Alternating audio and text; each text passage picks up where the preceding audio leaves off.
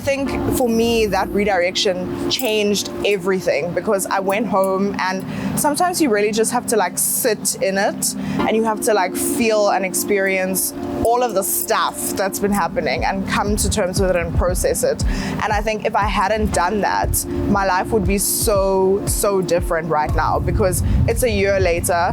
I'm back where I want to be. I'm in an even better place emotionally, physically, financially, and that all had to happen. That redirection had to take place in order for me to like come back even better than I was before. The greatest time of my life. The greatest time of my life.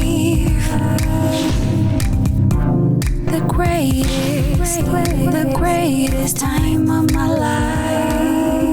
Welcome to These Twenties. Thank you. So I invited you on here because, like I was saying before we started rolling, every time I watch your TikToks and you're talking about being in these 20s, I say yes, because like you get it. Real. You get it. And I was like, no, why must only the people on your side of the internet get to experience this when we can all experience it? And so that's why you're here on the show. So for the people that don't know you, please just introduce yourself. Let us know like where about in your 20s you're at and what you do for a living. Okay. Hi, I am Sarah-Justine, known on the internet as SJ. I am 26, just turned 26 this week, so we are into a new era. I am a content creator, social media influencer, strategist. I just do a lot of stuff on the internet. And I am known as the mother of the baddies on TikTok, on Instagram. If you don't follow me, give me a follow. And that's me, summed up.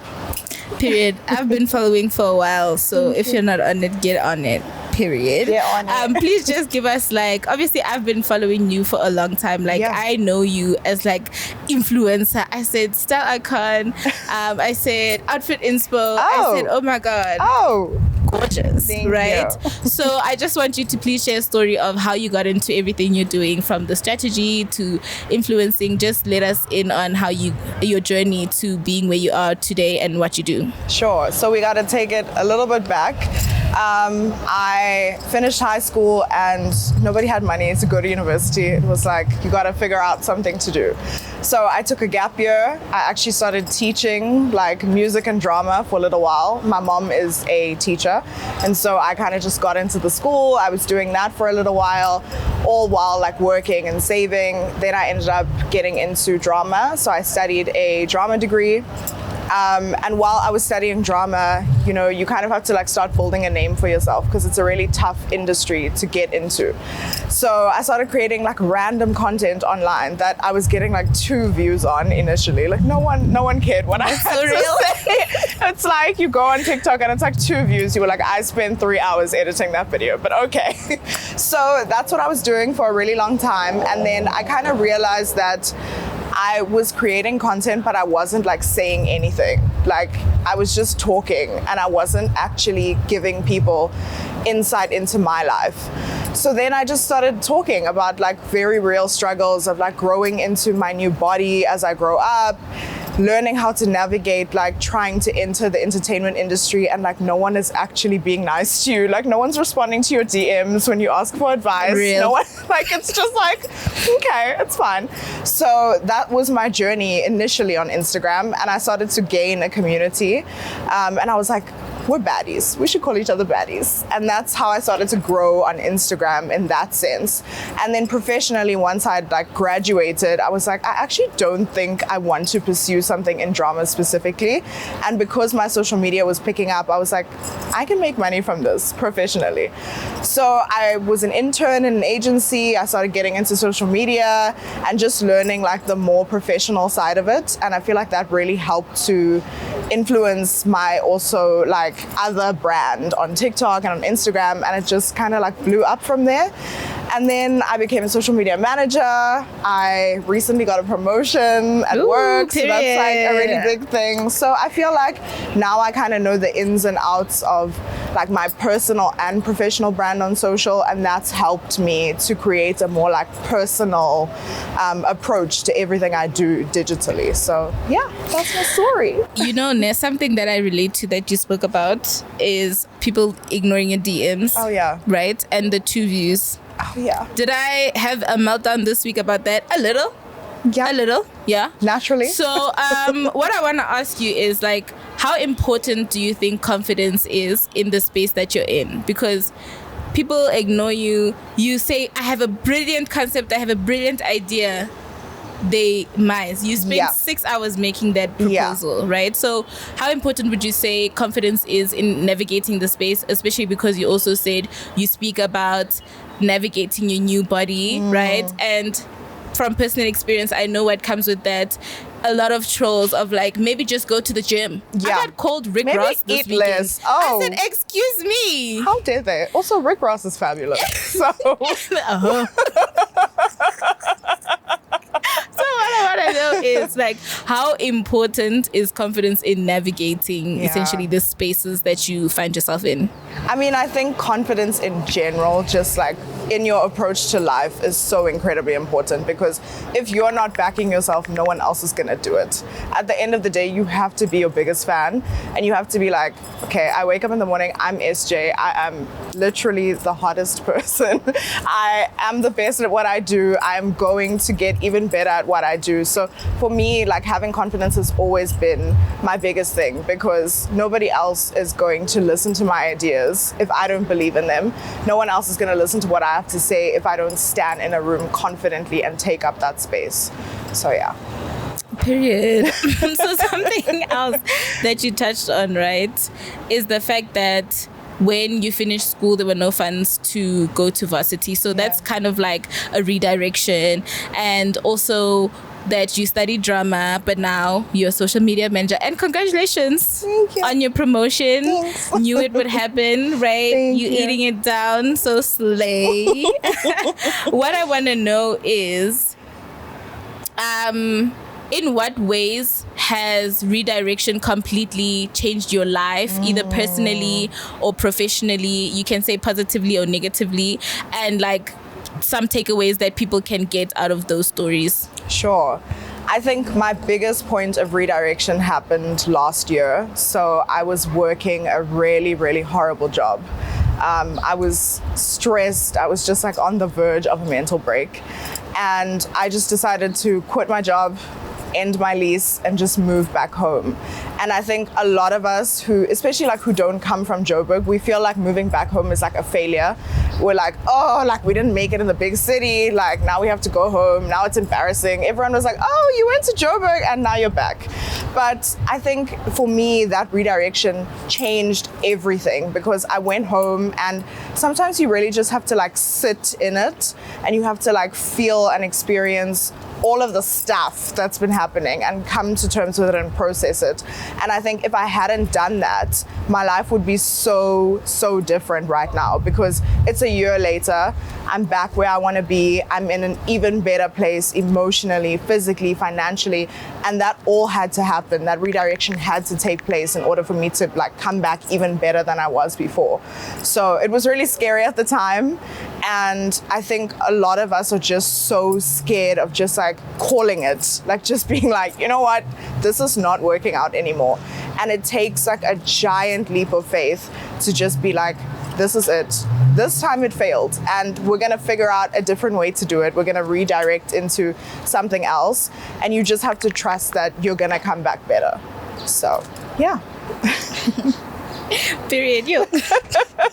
I should be on a TED Talk. Literally, What? like, oh my god, like you got the buzz. Like this is exactly why you're here, girl. Thank you. Especially speaking about like going back home. I think that's it happened. It's like I see. Obviously, I'm chronically online, but I've been seeing a lot of stories of that. Yes. And just a lot of people losing their jobs. Me.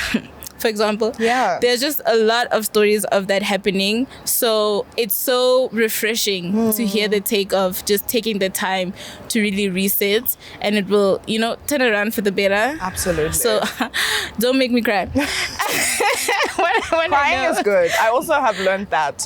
Cry if you need to cry. It's not on the job, girl. okay, I'm kind what of on the about it? job. Multitask. Multitask. Okay. Something else, Nam, that me and my fellow us, and the reason why you're here is that quarter life crisis.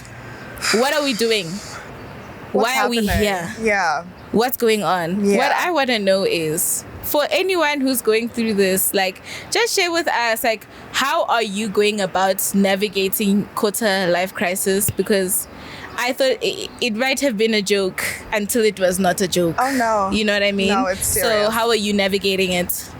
I think the thing that has, I know it sounds dramatic, but the thing that saved my life when I feel like I'm going through this quarter life crisis is genuinely community.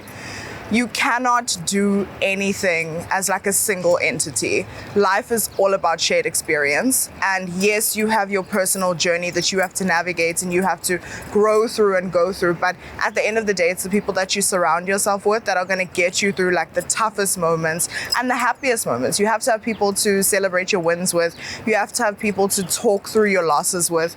So make sure that you establish a firm community and trust those people and trust that they're going to be there to get you through the roughest times. I think I'm one of those people who is very like, I need to get stuff done by myself. And I used to be like that for the longest time. And then I realized like, people around you want you to depend on them. They want you to speak up and say like, hey, I really need you right now. Or hey, I really just need you to listen to me right now. And that's why for me, community has just saved me. And also understanding that like everything is a shared experience. If you're going through a quarter life crisis, your friend is going through it too. Like it's not just you. Talk about it and find your way through it together. Real. Yeah. Real. No, real. My friends and I were experiencing fun employment, as we call it. Oh, yes. Together. So our quarter life crisis is a crisis. Real. I see what you did there. I like that. Final question. If there's something you could tell your younger self to prepare yourself for redirection and things not going according to plan, what would you say to her to like prepare her for everything? Whew, that's a good one. I think that I would tell my younger self to try and look at things in the context of a bigger picture. Like to not single out a moment in time as like that thing defines me for the rest of my life. To understand that every experience that I'm going through is culminating and manifesting into something bigger. And I think a lot of us have a habit of like when we have one bad day, we're like, oh my God, this is the worst thing ever. Like my life is so terrible. And it's taken me time to understand that like, that's just like one day on the timeline of your life. That's one day that in 3 years time, you're going to look back and you're not even going to remember that you were like sitting on the kitchen floor crying. So try to look at the bigger picture and understand that you're working towards something bigger, and naturally there's going to be hiccups on the way. I've become one of those people who loves to use like analogies for everything, and I'm like, if you're taking a trip to Cape Town, there's going to be a time where like one road is closed and you have to use another, or you're going to get to like a toll and your card is not going to be working. There's going to be like little hiccups along the way, and you can't let those things distract you from like the final point that you want to get to, because you're going to get there. You've planned for it. You know what's going to happen. It's just about navigating and like being adaptable to the things that happen along the way. So yeah. Yeah, we need to work on that TED Talk. Yo. This one, you got me. You got me. You got me. Thank you so much for being on here. Thank My biggest takeaway, when you touched on community, I also go through things alone. And then there'll be, like the other day, I had a breakdown at my friend's house. She was very confused. When did we build up to this point? Yes, type beat. You know exactly. what I mean? Because it's so easy that when you feel like things are going out of control, what the frick is going on? Yeah. To isolate yourself. Sure. So I think from what you shared, like when you speak about community, it just really touches on this whole notion of doing life alone. Especially, I don't know how many viewers are in Joburg.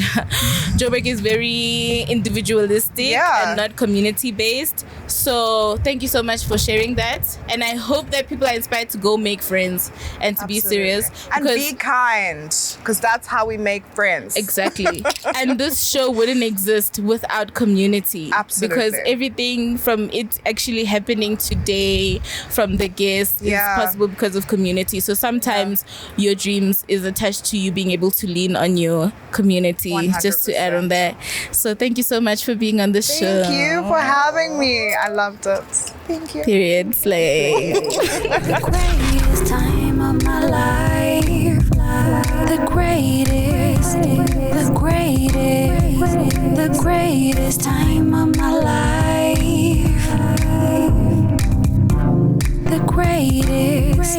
The greatest time of my life.